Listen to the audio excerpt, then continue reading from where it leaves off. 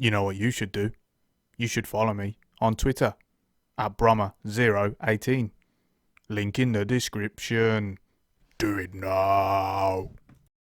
What is going on, guys? Brommer18 here. Welcome back to another episode of our FIFA 20 Custom Tactics series, the series where I show you how to recreate real-life systems and also adapt them on FIFA 20 so that they will actually work in-game. We've covered a whole lot of systems so far, and today we are moving on to another 3/5 back, whatever you want to call it, and that will be Nuno Espirito Santo's Wolves system. Now, there's a couple of different formations that we have. We're going to look at the 3-4-3 / the 5-2-3 at the moment, but also what we're going to do is we're going to add another game plan in the defensive one, which is more like the 3-5-2 that you see them sometimes employ in games such as against the likes of Chelsea, Liverpool, Man City, etc., where they want to add another body to the midfield, take a winger off just to try and give them that extra layer of protection. But first of all, we are going to focus on this one. Now, it's a very versatile and varied system.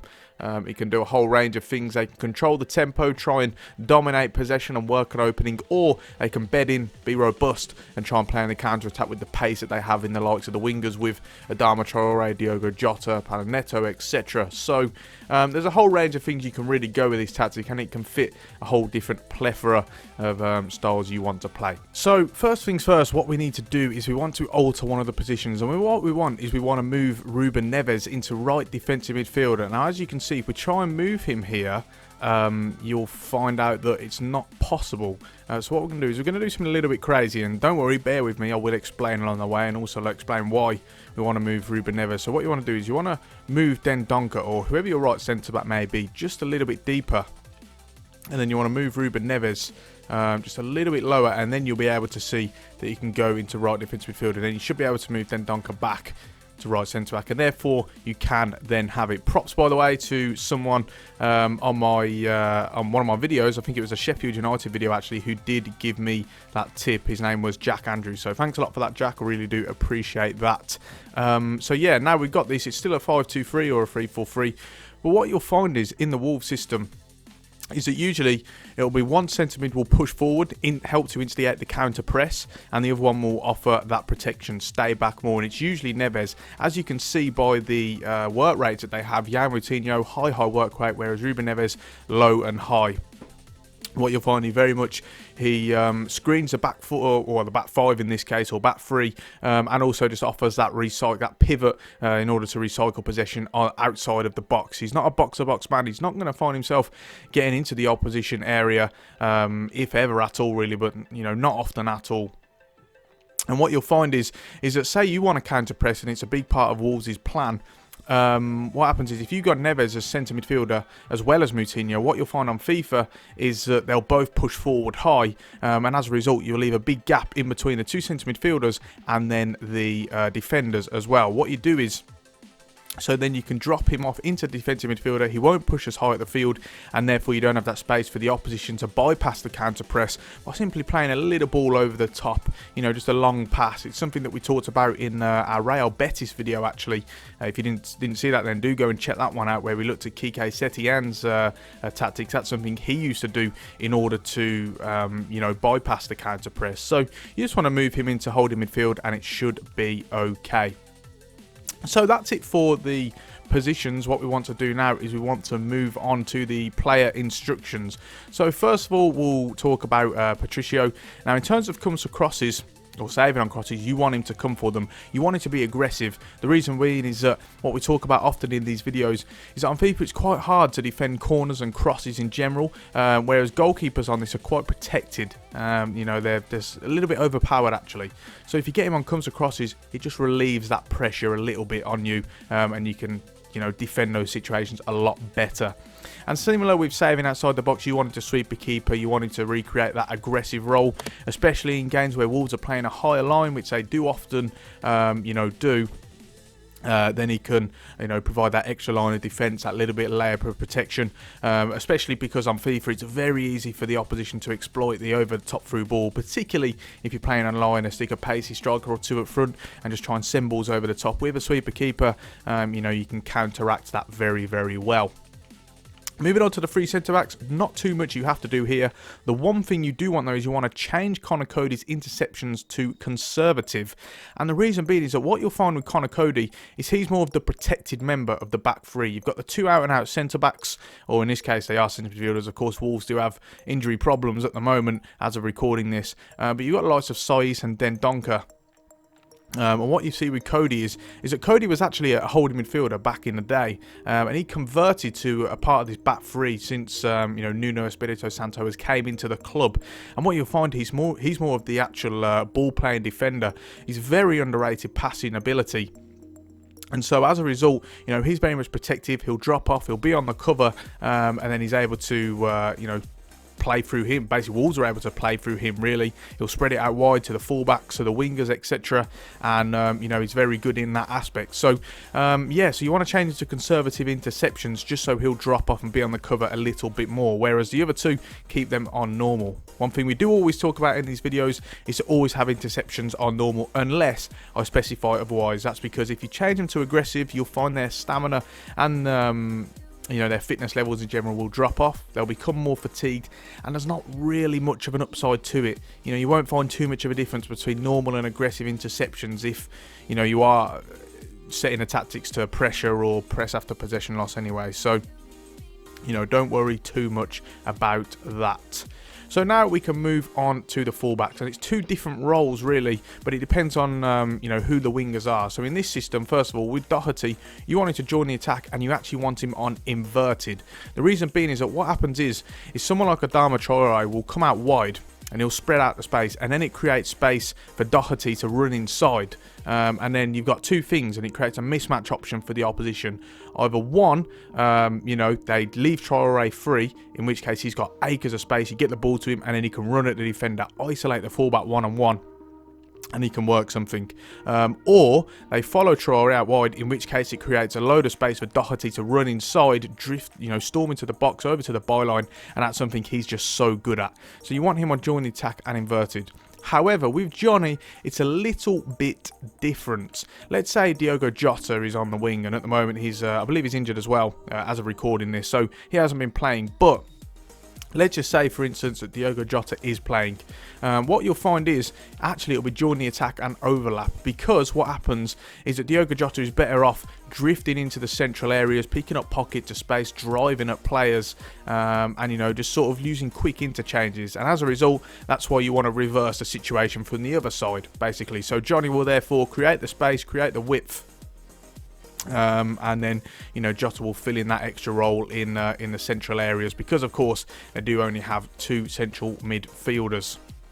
So next we can move on to Ruben Neves. Of course, we have changed him to a holding midfielder. First off, you want to change his defensive behaviour to man mark. The reason being is that what you'll find on FIFA is that there is an issue with the opposition midfielders who storm into the box, not being picked up, and therefore they're able to cut it back, cross it into them, and as a free man, chances are they're going to score. So if you have him on man mark, he should hopefully follow those runs into the box for the opposition midfielders, and then you won't find so much of a problem. In terms of attacking support, you actually want this on stay back while attacking. The reason being is that if you've got this on balance, you'll tend to find that he's going to be more of a box-to-box midfielder, make runs in beyond the striker, and that's not what you're looking for from Ruben Neves. Like I say, he's one of the two pivots in this system. They possession rests on him, they recycle it through him, and he very much is there to pick it up on the outside of the box, as he's done so many times, and we see him banging in goals left, right and centre, some absolute stunners. So you want him to stay back while attacking, and in terms of defensive position, you want him to cover the centre. The reason being is that, say these two have stormed forward, then Dendoncker on this side, for example, should be the one coming out wide, whereas Neves will fill in those central areas and mark the midfielders.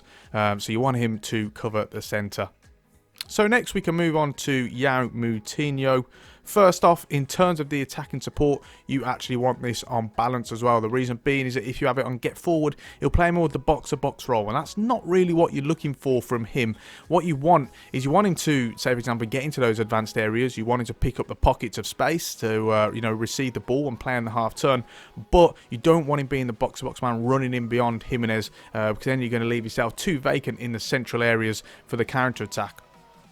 So if you have this on balance, therefore, again, you'll tend to find he's much more likely to stick around the edges of the area and, again, be that pivot, just like Ruben Neves, except, like I say, because he's a centre midfielder rather than a holding midfielder, you know, we'll pick up those more advanced areas and those pockets of space. In terms of support on crosses, again, similar to what we were just talking about, you wanted to stay on the edge of the cross, be that outlet to recycle possession, and defensive position, you want him to cover centre as well, for the same reasons we did speak about with Ruben Neves. So that's it for the midfielders. Now we can move on to the attackers. First off, we'll talk about Adama Traore. So like we spoke about with Doherty, what you'll find is, obviously, he's inverted, so therefore Traore will come out wide. And that's why on chance creation, you want him to stay wide. And then on support runs, you want him to get in behind, of course.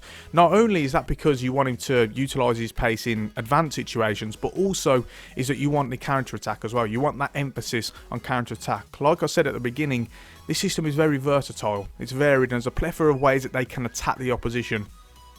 With getting behind, even if you've got possession on, you know, you've still got that counter-attacking outlet because they're always looking to penetrate the defence and running behind regardless. So with support runs on getting behind, that very much plays into that aspect.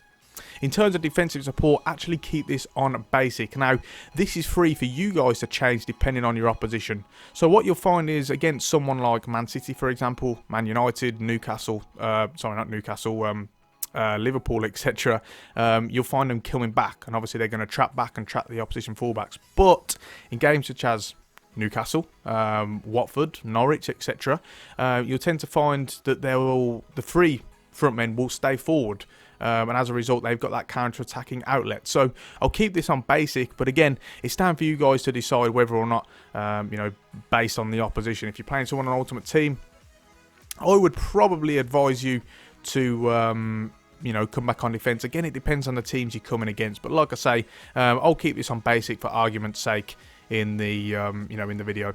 And in terms of support on crosses, you want him to get into the box. It'll generally be these three who are getting into the box for any crosses. Let's say one of the wing backs are drifting in, they'll come in with the ball as well, they'll drive forward.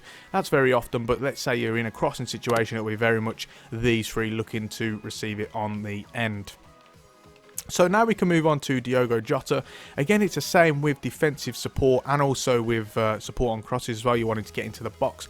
But in terms of chance creation, of course, there's a little bit of a change. We'll keep him on getting behind for the same reason we spoke about with Traore, the outlet on counter-attacking plays, and also trying to penetrate the defensive line. But chance creation, you are, of course, going to change him to cut inside now. Therefore, you've got Johnny out on the overlap, and Jota will pick up those little pockets of space and should hopefully, you know, look to play through him a little bit more. And now we can move on to Raul Jimenez. Of course, he is the outlet, and very much you're going to play him like that as well. So first off, in support runs, you want him to stay central. He's always that out ball as well, and that's why you're wanting to stay forward. So we might as well talk about that at the same time. You know, like I say, he's that out ball, and he's going to be the main target man. Therefore, stay central and stay forward means that he'll always be in those positions to hold up the ball, to pick it up, and then to allow the other players, Jota, Traore, etc., to drive on beyond him. And in terms of attacking runs, you want this on target man. Now, Raul Jimenez isn't blessed with pace, so, you know, this sort of suits his role a little bit better. In terms of getting behind, yes, of course, there will be occasions when he will, and that's better for you to do, say, to hold L, B, and A if you're on Xbox, or if you're on PS4, L1 and X. Then, you know, what you can do is you can lay it off to someone and then try and get him behind with those penetrating runs. But in terms of general sort of play, you know, have him on target man and he'll be there showing for the ball and offering another option. So that rounds it off for player instructions. Now we can move on to the tactics. So first of all, in terms of defence, you can have press after possession lost. The reason being is that then you've got that counter press, which is something we spoke about earlier. The counter press is very, very important to you know, to Wolves, and it's something that means that it's, again, versatile. So you'll press for, as it says at the top, around about approximately 7 seconds. But then if you don't win the ball back, you'll bed in again and you'll return into that defensive shape, which is so important to them. And therefore they can then sort of be robust and then look to play on a counter should they have not won the ball back sort of immediately after losing possession. In terms of defensive width, you want this on 3. The reason being is that then They crowd out the narrow areas of the central areas of the pitch and being narrow, and therefore the opposition have got to try and play around them. But it's very hard to when you've got so many players in the box. For example, 3 centre backs, you've got to play around on the wings. You whip it in. It's going to be very hard for you to to sort of get someone on the end of that with 3 centre backs and whoever else may be in the box as well, defending the corner. Particularly when you've got Rui Patricio coming for crosses as well. So if you keep that on 3, that will make a very narrow and robust shape. Let the opposition play out wide and try and work it into the box, because they are going to have a very tough time doing it.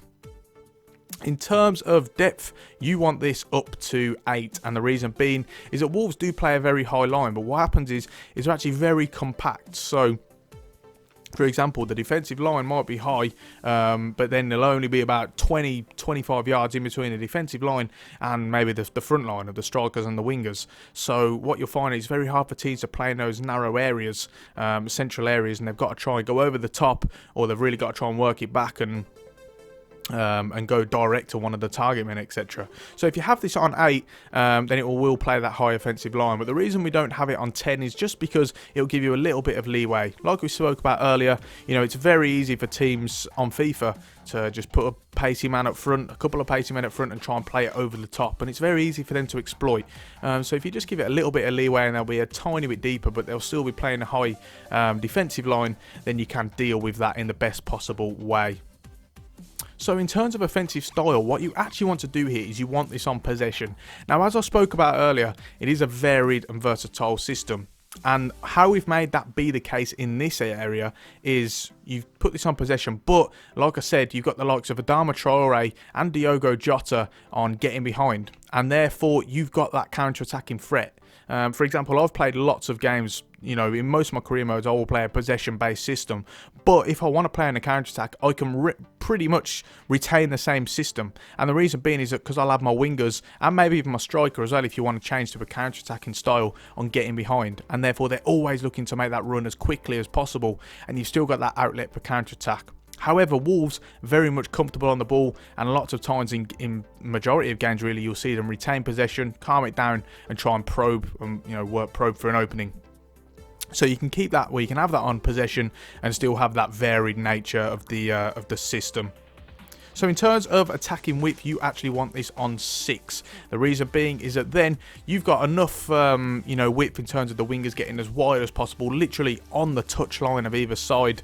But then also, you still got enough. You're not wide, massively wide, so that the likes of the central midfielders won't be in close proximity to each other. Same as the centre backs, and also when you're getting forward, the front men as well. In terms of players in the box, you want this on 7. The reason being is that then it'll be roughly 3 to 4. So you'll have the 3 front men in there, and maybe occasionally you may have the one of the wing backs as well drifting into the box because they're so advanced and just like to get forward so much. Otherwise, you'll have the likes of Jan Moutinho, Ruben Neves, just being that pivot on the edge of the area, and they can pick it up in those deep spaces, and then Wolves can go again. In terms of corners, we move both of these up to 4. The reason being is that then it will mean you'll have 2 players back for the corner, for example, which is more than enough, because usually the opposition won't leave even a man up front, but very rarely will they leave more than one. So 2 people on 1 is more than enough to cope. But then you've also got enough people in the box. You'll have more than if you have 3, to actually be a threat from set pieces and have enough targets in there to actually, pose a threat. So always have them on 4, and that should be okay. So with that in mind, we're now going to move on to quickly the different game plans. So what you want to do is just want to make a game plan. I'll put it on defensive because it is usually, for defensive measures. The reason when they tend to do this is against the likes of, Liverpool, Chelsea is when I've seen it happen. Man City maybe as well. What they want to do is they take off a winger, or they just remove a winger from the equation and just add another central midfielder. And what it means is that teams are less able to play through you then, just offer a little bit more protection in those central areas, and they'll sacrifice out wide in terms of the wingers, and then they'll have one of the other wingers, of course, go up front, usually Diogo Jota, very good as playing that second striker role. So the majority of instructions will be the same. Of course, there are a little bit of differences. We're just going to drop these a little bit deeper. There'll still be left and right midfielders. First of all, don't worry about the fact that these are left and right midfielders, because what you'll find is, even though they're not wing-back anymore, they will still bed and come in as wing-backs, because you'll have them on comeback on defence, which means, you know, they are, of course, going to trap back, but also they realise that there isn't wing-back, so they have to play that role. I've played this system many times in career mode, and, you know, I can assure you that, you know, these will bed into that wing-back role, providing you have them on comeback on defence, of course. This time though, you want them both to stay wide. Of course, now you've not got wingers, you need to create that width somehow, so rather than one of them being inverted, they're both going to stay wide. They're going to get onto the box for the crosses as well, of course, because you don't have those wingers, and then the reason why you do this is because you have the two centre defensive midfielders who will then cover for them, so this time you want them to cover the wing when necessary. And then in terms of support runs, you want this on balance. The reason being is that then, again, it offers you a varied and versatile option, because they can either come short or they can get in behind depending on the situation. And, you know, one thing EA have done well on this is sort of, you know, the wide midfielders being able to recognise that situation quite well is what I found. So that should be okay. In terms of the holding midfielders, of course, Ruben Neves is the same as he was before. Man mark, stay back while attacking. And it's the same for the other holding midfielder as well. In this case, it will be Dendoncker. Jan Moutinho will be a little bit further on. You know, sort of picking those advanced areas again. But like I say, it just gives them those little bit of extra protection. In terms of Jan Moutinho, first of all, you want him to come back on defence. Again, very self-explanatory. You're looking for that sort of extra layer of protection, and the likes of the striker. Usually Raul Jimenez will be that out ball, and he's the one who will stay forward. In terms of support on crosses, you actually want him to stay on the edge of the box yet again for the crosses. This time, you'll have these two front men, and then you'll also have the wing backs as well, sort of storming into the box, offering that option. Again, it's more about being a little bit more robust, a little bit more defensively minded. And that's why Moutinho will very much be that pivot on the edge of the area. Moving on to the strikers now. First of all, Raul Jimenez, it will be exactly the same that his original instructions was. So that'll be stay forward, target man, and stay central. The difference here comes with this player. Now, we've got Doherty up there. It should actually be Jota. I mean, just for argument's sake, I'll just put him there. So Diogo Jota's very good in this situation. I can remember actually, you know, Wolves playing Chelsea. I think it was early on this season when they played this system, and Diogo Jota and Jimenez were the two front men, and Jota just absolutely tore Chelsea apart. You know, playing this system, because he's just so good at it. First of all, you want him to drift wide, and that's because you want him to complement for the fact that, of course, there are no longer wingers. He's very much going to be the mobile man, whilst Jimenez is the outlet ball, the target man. But then again, he will also drop off as well, and that's why you want him as a false nine. You want him to drift wide in certain situations, you want him to get in behind in certain situations, but you also want him dropping off, offering that option. And that's why you do false nine and drift wide as well. He's very much going to be the versatile piece of the team, and he's actually one of the most important aspects in this system, so keep it that way. In terms of defensive support, you actually want him to come back as well. The reason being you want him to come back is because, of course, it is a defensive system, so you want all of them back other than the outlet ball, which is Jimenez in this case. And because he's a false nine, he'll be dropping off a bit more, then you'll find that, you know, it's better to have him coming back on defence, because then he won't have to travel as much distance. In terms of tactics for this system, you're going to want pressure or press after possession loss again. Now you might be wondering, if this is a more defensive system, why would you do that? Well, the reason being is that, like I say, other than the 7 seconds after you lose the ball, roughly 7 seconds anyway, they will then drop back. But the difference that's going to be here is that rather having depth on 8, you're actually going to move the depth down to 6, and that more is going to make it more of a mid-block, which means they're not going to press quite so high at the pitch, and therefore you're going to be a little bit more sort of mindful of those defensive areas. And that's the same with the width as well. You want to keep this on 3, therefore you're nice and compact, nice and narrow, and the opposition have got to play around you as well. In terms of offensively, what you actually want to do here is you want fast build-up. Now, like I say, it's a little bit different. Rather than having it on possession, because, of course, you don't have those wingers now getting in behind, you've got a little bit less emphasis on the counter-attack. So, as a result, you want it on fast build-up. Therefore, you're going to get anyone who's told to get forward, which is the likes of the 2 wing-backs, the 2 strikers, maybe Jan Moutinho as well, storming forward as quickly as possible. And then you've got that emphasis on the counter-attacking style. In terms of width, keep this on 6 just like we did before. There's no reason to change that. But with players in the box, you actually want to move this down from 7 to 6. Then that means you'll have the 2 strikers and one of the wing backs in the box. And therefore, a little bit less emphasis on that as well. In terms of corners, move this up to 4. Yes, you might be thinking more defensive system. But like I say, there's not really much excuse for you to be conceding goals on the counter-attack from a corner, even when you've got it on 4, because like I say, there's still 2 men back, there's men circling around the edge of the area as well, more than enough, and you should be able to cope with anything that the opposition can throw at you. So there's no real reason why you should be worried about this. So that would just about round it off for this video, guys. If you got any questions about the tactic, then please do let me know. Let me know any results you're happy with it as well. I know there's loads of people who've been asking for this system, so finally I can get it out to you, and you can sort of work your thing and see how it works for you. Like I say, keep giving me any suggestions you have, and any further tactics. I've got a massive list I'm trying to work my way through, to be honest, but if you got any more, then just keep them coming my way. If you've enjoyed this video, please subscribe to the channel, check out more of my tactics videos and my AC Milan career mode series as well, and ring the bell so that you get notifications every time I upload a video. Leave a like if you've enjoyed it, let me know that you are enjoying it, and on that note, we are going to finish it off there. Thanks so much for watching, and I'll see you next time.